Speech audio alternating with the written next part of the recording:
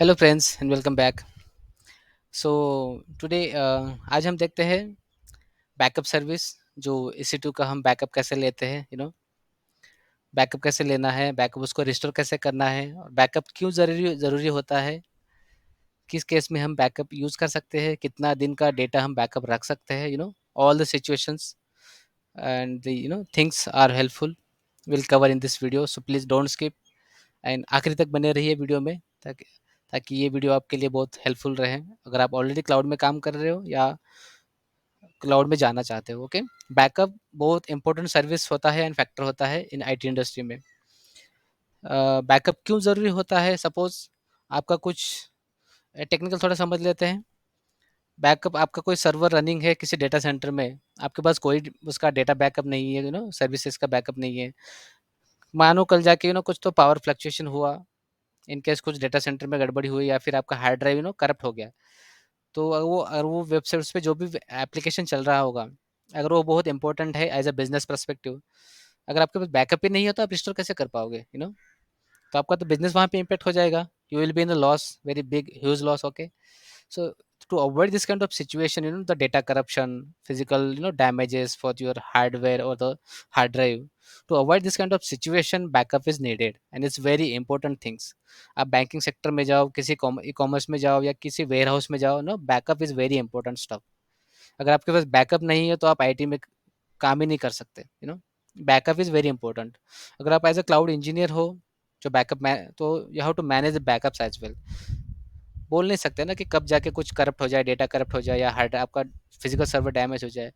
AWS के अंदर क्या है, इन अगर आप बैकएंड में जाओगे तो फिजिकल डेटा सेंटर ही है ना, एक सर्वर ही है वहाँ पे जहाँ जहाँ पे आपका डेटा रन हो रहा है।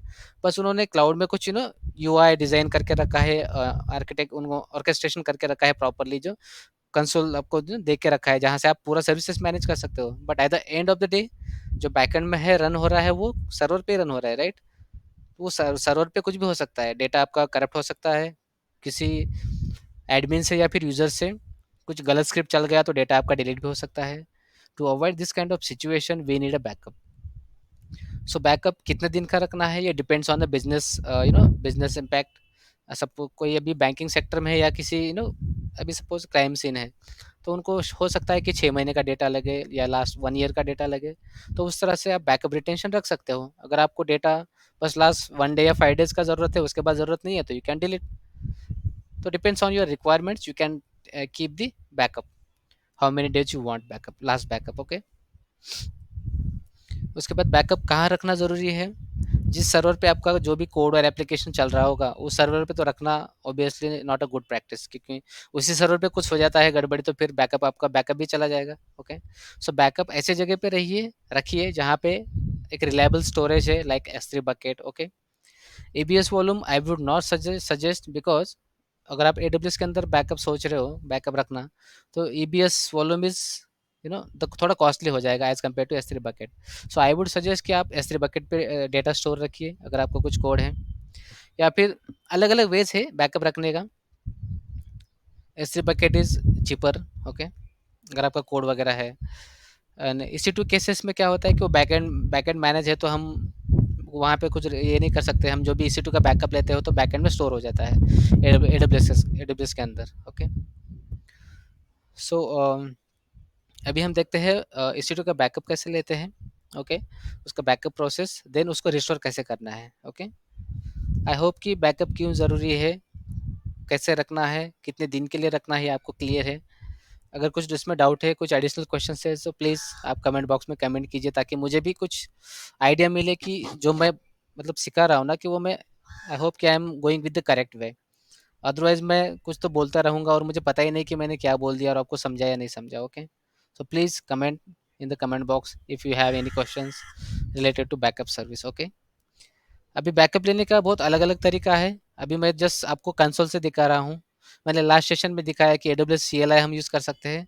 आप CLI कमांड से भी आप बैकअप ले सकते हो। ओके, उसके बाद AWS का खुद का बैकअप सर्विस है जहाँ पे आप बैकअप शेड्यूल कर सकते हो डेली का, जो डेली आपका बैकअप चलता रहे, और रिटेंशन पीरियड लास्ट आप 1 वीक का रख सकते हो, जो भी एज पर योर रिक्वायरमेंट आप बैकअप रख सकते हो। बैकअप सर्विस बहुत अच्छा फीचर है। I will definitely cover in the next session backup service separately. Then आप लैम्ब्डा फंक्शन लिख सकते हो डेली बैकअप के लिए। ओके, अलग अलग वेज हैं, स्क्रिप्ट भी लिख सकते हो आप। ओके, सो बैकअप लेने के लिए हमें एक EC2 रहना ज़रूरी है, तो मैंने ऑलरेडी क्रिएट कर लिया है to avoid the save the time. So अभी बैकअप कैसे लेना है यहाँ पे देख लीजिए। सपोज मुझे I have a single instance now, so I will just select that one. Okay, उसके पहले आपको क्या करना है, अगर आपने मेरा लास्ट सेशन नहीं देखा होगा तो आपको AWS कंसोल के अंदर आपके यूज़र से लॉगिन कर लेना है। फिर सर्च बॉक्स में आप EC2 टाइप करके आप उस सर्विसेज में जा सकते हो। ओके, देन आपका जिस EC2 इंस्टेंस का आपको बैकअप लेना है, ओके, उसको सेलेक्ट कर लेना है। देन यहाँ पे आपको एक्शन में आना है। एक्शन में आने आके यहाँ पे आपको ऑप्शन मिलेगा इमेज एंड टेम्पलेट्स। ओके, यहाँ पे आके आपको और एक ऑप्शन मिलेगा क्रिएट इमेज, उसको क्लिक करना है। इमेज बैकअप का नाम आप दे सकते हो, मैं यहाँ पे जस्ट दे दूंगा बैकअप मैनुअल। ओके, आज की डेट जून। आपको आइडेंटिफाई रहे उस तरह से आप बैकअप का नाम दे सकते हो। यहाँ पे आप नीचे देख सकते हो डिस्क्रिप्शन, आपको जो आपका इंस्टेंस इंस्टेंस पे जो अटैच वॉल्यूम है ना हार्ड डिस्क, उसका साइज कितना है, यहाँ पे आपको कुछ चेंज नहीं करना है। और फिर यहाँ पे एक एक ऑप्शन मैं आपको बताना चाहूँगा जो इम्पोर्टेंट है, नो रिबूट। ये चेक बॉक्स आपको एनेबल करना है, क्योंकि अगर आपने ये चेक बॉक्स इनेबल नहीं किया और आपका सर्वर रनिंग है, प्रोडक्शन में है, तो अगर आप या बॉक्स चेक बॉक्स आपने इनेबल नहीं किया तो आप ड्यूरिंग द बैकअप क्रिएशन ना आपका सर्वर रिबूट हो जाएगा। So to avoid this kind of situation, क्योंकि if you are as a system admin और क्लाउड इंजीनियर, अगर प्रोडक्शन सिस्टम चल रहा है और आप बैकअप ऐसे ले रहे हो तो आपका server you don't want to reboot और impact any services, right. So just make sure this check box should be enable, so वो रिबूट नहीं करेगा। ओके, और फिर यहाँ पे आपको नीचे आना है, स्क्रॉल डाउन करके क्रिएट इमेज। ओके, अब ये depends on your volume size, hard disk size, it will take time. अगर आपका वॉल्यूम साइज बहुत छोटा है, अभी देखा आपने मेरा जस्ट 8 GB है, तो it will take little bit 1 or 2 minutes. But if you have in the multi huge volume like 100 GB 500 GB or something like that, so it will take too much time. Okay, so अभी हम backup हुआ है कि नहीं status एक बार check कर लेंगे। उसके लिए क्या करना है, जस्ट स्क्रॉल डाउन करना है यहाँ पे। ओके, यहाँ पे ऑप्शन मिलेगा आपको इमेजेस के अंदर AMIs। Okay, so before going to AMIs मैं आपको यहाँ पे और एक ऑप्शन बताना चाहता हूँ जो स्नैपशॉट्स है। इन दोनों का डिफरेंस क्या है बेसिकली, ये क्वेश्चन ना इंटरव्यू में भी पूछा जा सकता है। So just note it down. AMIs क्या है, the backup of entire your EC2 instance with OS and the multiple attach volumes, जो भी आपके इंस्टेंस पे वॉल्यूम अटैच होगा, 2 3 4 जो भी आपके एडिशनल वॉल्यूम अटैच होंगे, उसका सारा बैकअप इंक्लूडिंग OS वॉल्यूम, वो सारा उसमें बैकअप हो जाता है AMIs में। बट इन स्नैपशॉट में आपका जस्ट वॉल्यूम का बैकअप स्टोर होता है। Just note it down the main difference. AMIs में एंटायर बैकअप हो जाता है with OS and attach multiple volumes. Snapshot में जस्ट वॉल्यूम का बैकअप होता है। ओके, वॉल्यूम मतलब हार्ड डिस्क जो भी रहेगा आपका। Okay, EBS volume. सो आपको AMIs में आना है, यहाँ पे आपको बैकअप स्टेटस मिलेगा जो हमने नाम दिया था, आप देख सकते हो बैकअप मैनुअल और डेट। जस्ट बार आपको इधर मूव करके ना इसको ये करना है, आप स्टेटस चेक कर सकते हो available, that means backup is completed. Okay, यहाँ पे फिल्टर ऑप्शन भी दिया है, आप फिल्टर लगा सकते हो जो ऑप्शन आपको देखना है यहाँ पे। ओके, अगर मैं यहाँ पे इमेज साइज एनेबल कर लेता हूँ जस्ट, तो आप उसका जो आपका हार्ड डिस्क का वॉल्यूम था ना वो आप यहाँ पे देख सकते हो, यहाँ पे इमेज साइज 8 GB। ओके, तो इस तरह से आप बैकअप ले सकते हो इजीली, बहुत इजी ऑप्शन है।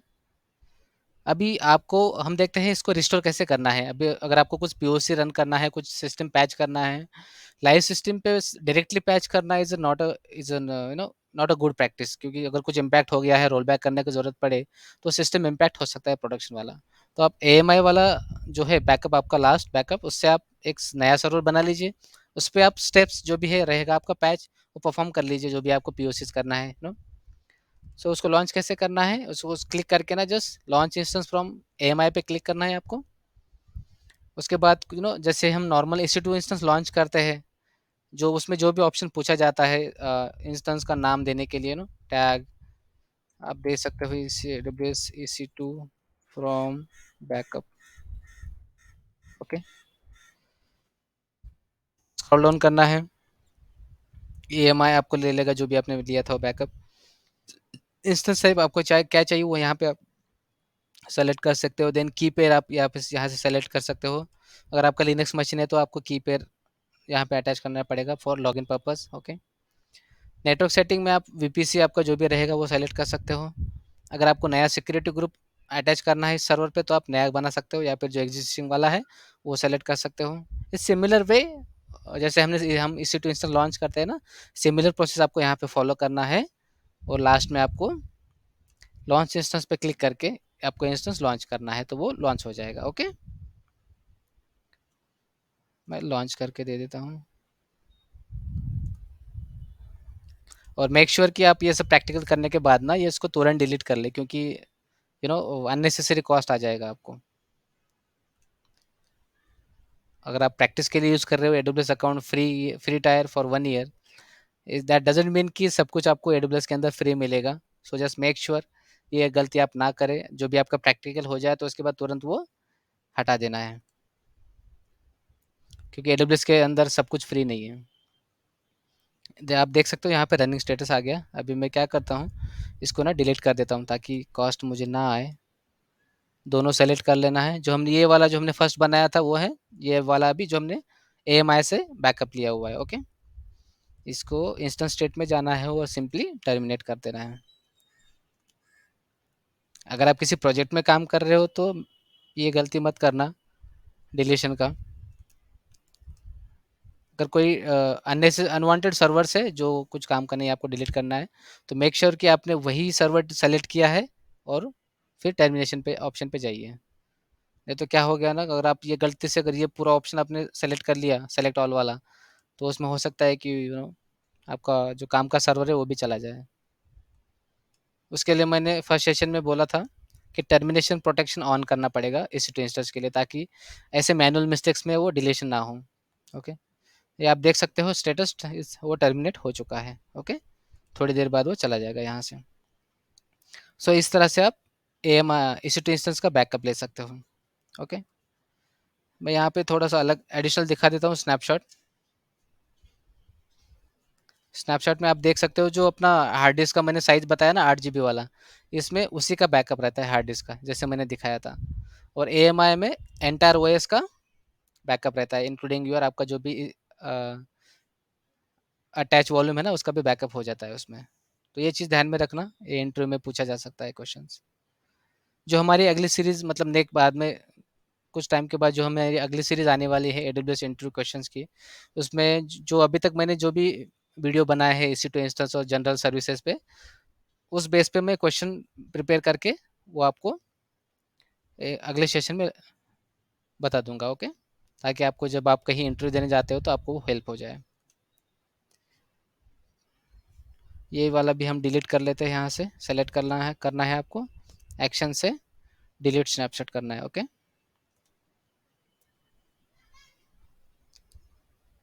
अच्छा वो इंस्टेंस अभी डिलीट हो रहा है, हुआ नहीं है इसलिए वो डिलीट नहीं होगा। ये इंस्टेंस डिलीट हो जाने के बाद वो चला जाएगा ऑटोमेटिकली। ओके, आई होप कि बैकअप सर्विस जो मैंने आज दिखाया EC2 इंस्टेंस का वो क्लियर है। उसमें कुछ डाउट रहेगा तो आप कमेंट बॉक्स में कमेंट कर सकते हो मुझे। जब और भी बैकअप अलग अलग है, जैसे RDS का बैकअप हो गया डेटाबेस का, उसका बैकअप कैसे लेना है हम वो जब RDS का अलग से वीडियो बनाएंगे ना उसमें हम दिखा देंगे RDS का। Okay, thank you.